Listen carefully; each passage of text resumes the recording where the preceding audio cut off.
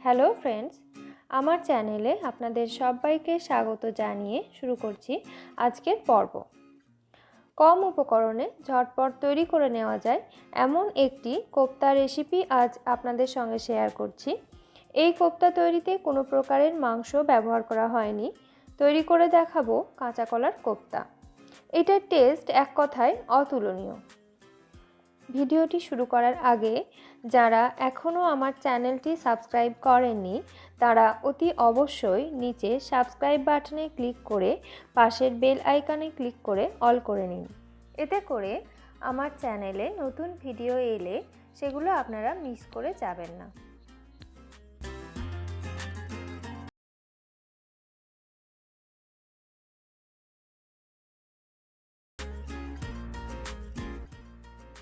চলে যাচ্ছি মূল পর্বে।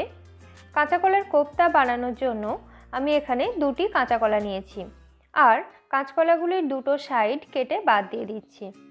এগুলির খোসা সহ আমি পর্যাপ্ত পরিমাণ জল নিয়ে সিদ্ধ হতে দেব। কাঁচকলার গুণাগুণ সম্পর্কে কম বেশি আপনারা সকলেই জানেন, তবুও আমি কিছুটা বলার চেষ্টা করছি।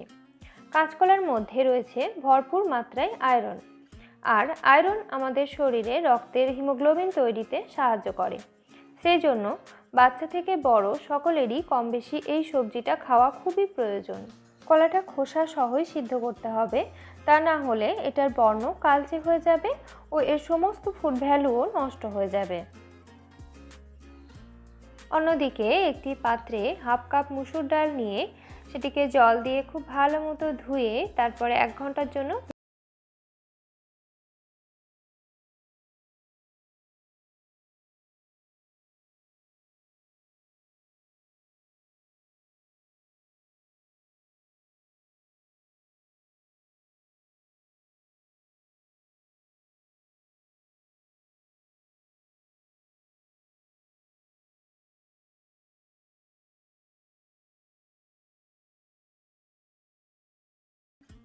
কাঁচকলাগুলি ভালো মতো সিদ্ধ হয়ে গেছে।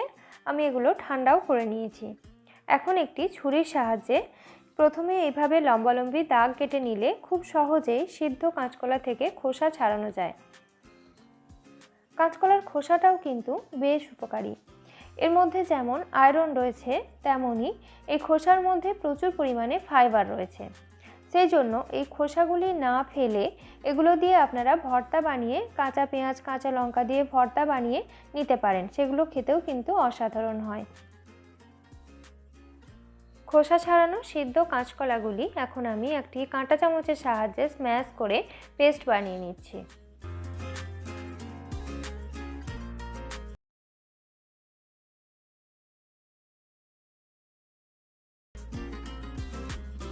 এদিকে মুসুর ডালটাও 1 ঘন্টা জলে ভিজে বেশ ফুলে উঠেছে।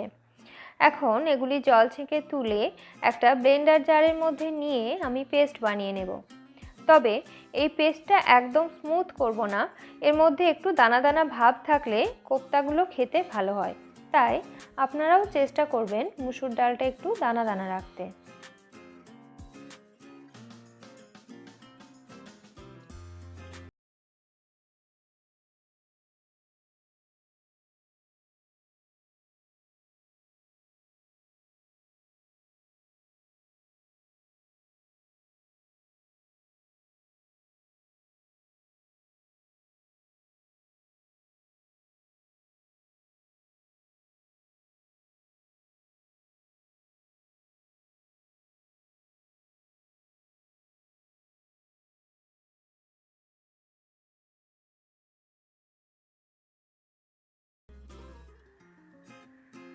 আদা রসুন বাটা 1 টেবিল চামচ,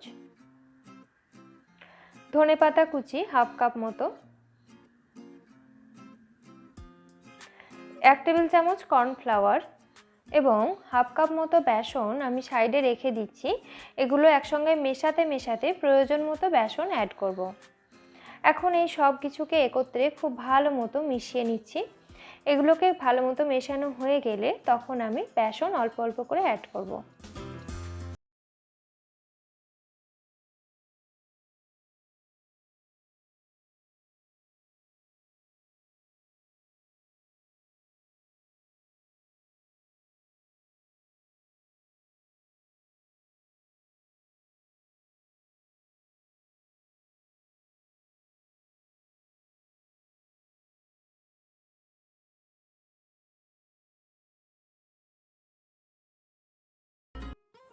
এই মিশ্রণটাতে আমার হাফ কাপ বেসন পুরোটাই লেগেছে। এখন মিশ্রণটা কোপ্তা বানানোর জন্য একদম রেডি হয়ে গেছে। এগুলোকে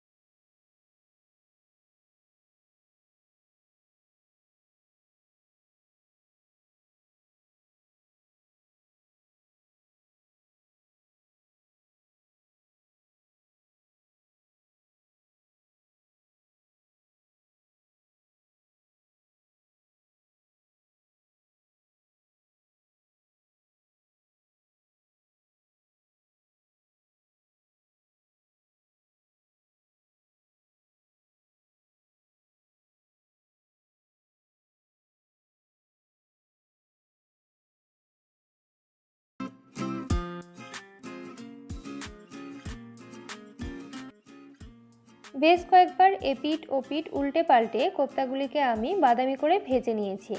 এখন এগুলিকে তেল ছেঁকে তুলে নিচ্ছি।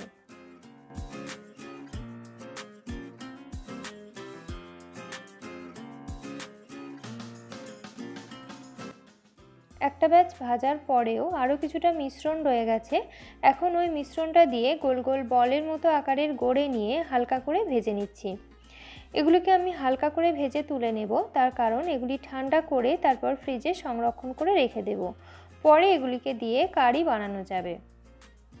এই হালকা করে ভেজে নেওয়া কোপ্তাগুলি ঠান্ডা করে তারপর এয়ারটাইট কন্টেনারে অথবা জিপলক ব্যাগের মধ্যে ভরে ডিপ ফ্রিজের মধ্যে সংরক্ষণ করা যাবে 1 সপ্তাহের মতো।